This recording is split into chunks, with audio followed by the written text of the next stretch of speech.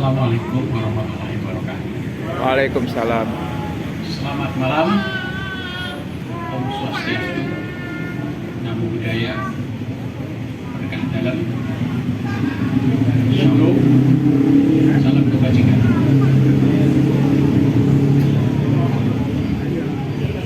Bapak Ibu, di malam yang sangat ramai ini karena kendaraan di kanan kiri kita menjadi soundtrack kita.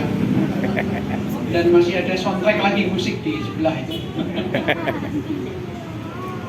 Malam ini kita akan menikmati karya Kang Asep Maulana Hakim. Kang Asep Maulana Hakim. Pameran tunggal karya-karya tanah liat beliau. Sebelumnya saya ingin mengucapkan terima kasih kepada Mas Gus sebagai kurator atas keterangannya dan atas briefingnya, baik tentang senimannya Mas Asep sebagai seniman tapi juga sekaligus sebagai terapis ya. Dan selamat datang juga rekan senior kita mengayom para seniman saat ini, karena Eyang Joko Peke telah pergi, beliaulah yang mengayomi kita, Mas Nasirun, dan beberapa dosen senior di ISI. Bapak Ibu hadirin malam ini yang berbahagia, kira-kira 28.000 tahun yang lalu, menurut data arkeologi, ditemukan karya tanah liat tertua berupa Dewi Venus.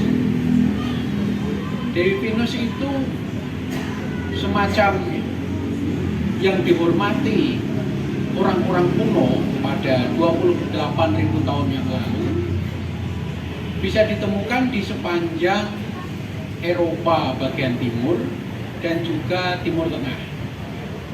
Kebetulan karya tanah liat berupa Dewi Venus, yaitu berupa perempuan yang subur sebagai simbol dari fertilitas atau kesuburan dari alam, itu ditemukan di Cekoslovakia. Dan karya serupa berupa Dewi atau pujaan perempuan juga ditemukan misalnya di Çatalhöyük, daerah Turki saat ini. Dan kita semua tahu tanah liat ini merupakan bahan dasar yang ditemukan manusia, baik untuk tujuan fungsional berupa kehidupan sehari-hari, mulai dari wadah ya, kemudian gelas, tempat mandi, dan tujuan lain, juga sekaligus alat untuk ibadah, ritual, puja, misa, dan lain-lain. Hampir semua peradaban dan tradisi kuno melibatkan tanah liat, terutama sebelum penggunaan metal, aluminium, besi, baja, kemudian saat ini silikon sebagai bahan untuk ekspresi atau bahan fungsional lainnya. Di Timur Tengah, 10.000 atau 20.000 tahun yang lalu, tanah liat bisa dibentuk menjadi replika dari manusia hidup atau alam di sekitarnya, seperti era Sumeria, era Babilonia, era Mesir kuno, semua melibatkan tanah liat. Dan bahkan di era Sumeria dan Babilonia, begitu juga di Mesir, profesi menulis di tanah liat ini menjadi karir tersendiri bagi para sekretaris. Biasanya seorang ilmuwan di era kuno itu juga sekaligus merangkap sebagai pemimpin agama atau pendeta. Jadi seorang ilmuwan, ahli bintang, ahli pertanian, membaca bintang Sirius kalau di Mesir ya, kemudian ahli bulan, bulan di Timur Tengah itu sangat umum, ya. Biasanya diasosiasikan dengan Dewi Inanna, kira-kira sejajar juga dengan Dewi Venus, ya.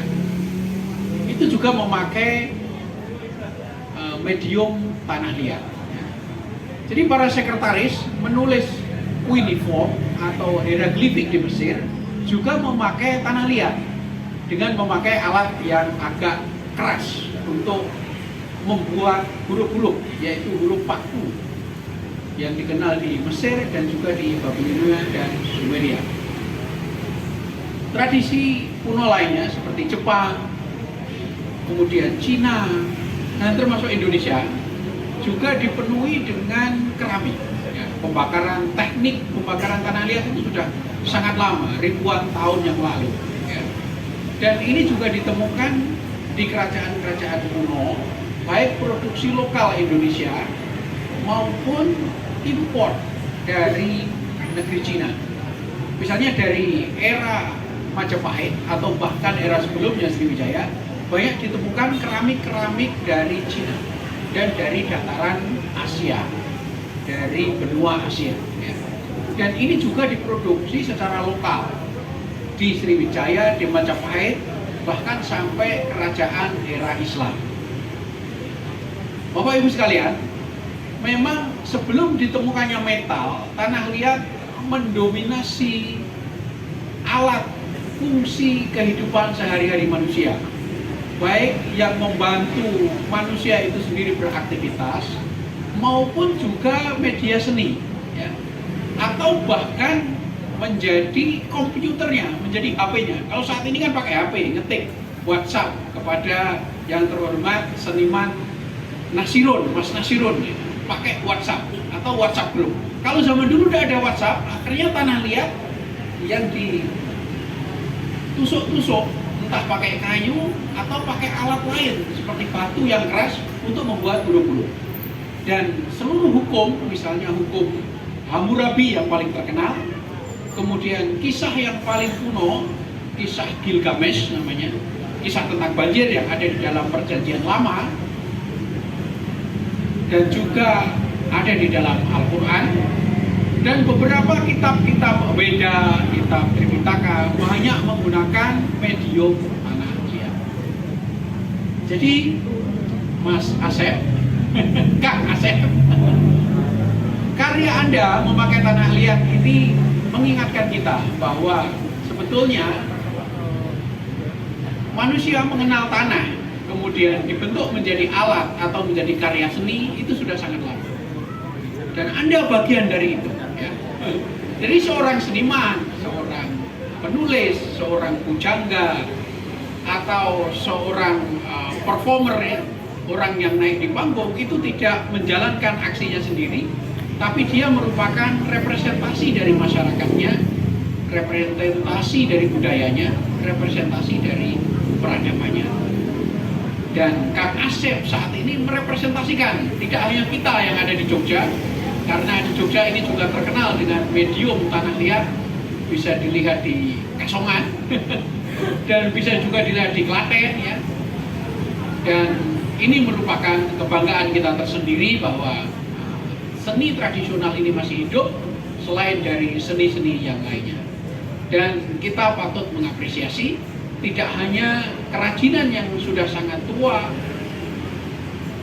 yang ditekuni oleh manusia, berbagai peradaban, berbagai kebudayaan dihidupkan kembali malam ini, salah satunya oleh Kang Asep, tepuk tangan. Tetapi mari kita juga nikmati pesan-pesan yang disampaikan oleh beliau, baik pesan lingkungan, pesan kegelisahan beliau, pesan kekhawatiran beliau, atau mungkin juga pesan kegembiraan beliau. Orang berkarya seni kan bahagia, walaupun latar belakangnya sedih, seperti kemarin pepergian Pak Joko Peki, ya. Kita sedih, tapi nyatanya Pak Nasirun melukis dengan gembira, dan saya diminta nyemprot, artinya beliau juga bahagia berbagi. Dan teman-teman yang lain mengantar pepergian beliau juga dengan sedih, tapi juga sekaligus bersyukur, kok hidup sezaman dan Pak Joko Peki. Nah, saat ini kita akan memberi arti menurut latar belakang kita, menurut kemampuan kita, apa makna dari kesenian, apa makna dari karya yang dihasilkan oleh Kang Asep Maulana Hakim.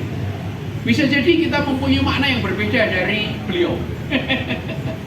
Kata orang Prancis kan, penikmat seni akan mempunyai imajinasi yang lain daripada yang membuat seni. Ya mari kita buktikan imajinasi kita nanti seperti apa ketika di hadapan anyaman-anyaman tanah liat. Beliau setelah saya search di engine, di mesin, dan juga mendapatkan briefing dari Mas Kus, ternyata khasnya adalah anyaman. Ya. Anyaman bukan bambu, bukan rotan, tapi tanah liat.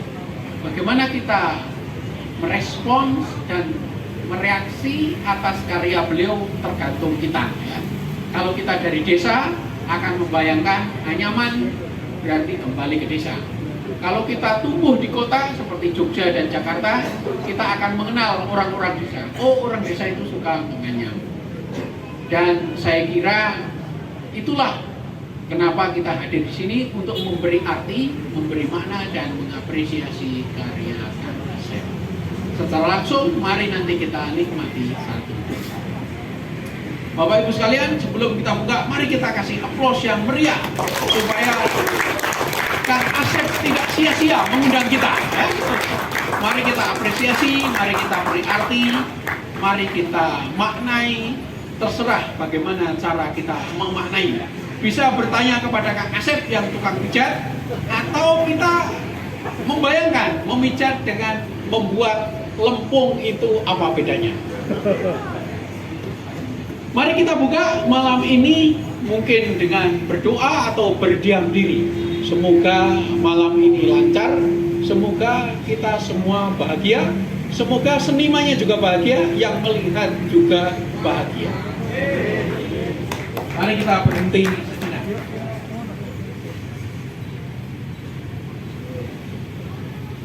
Terima kasih. Jika tidak ada ritual yang lain, apa itu saya kira sudah semi dibuka dengan diamnya kita. Sudah begitu? Atau ada ritual yang lain? Oke, mari kita menuju ke ruang mengiringi Kang Asep.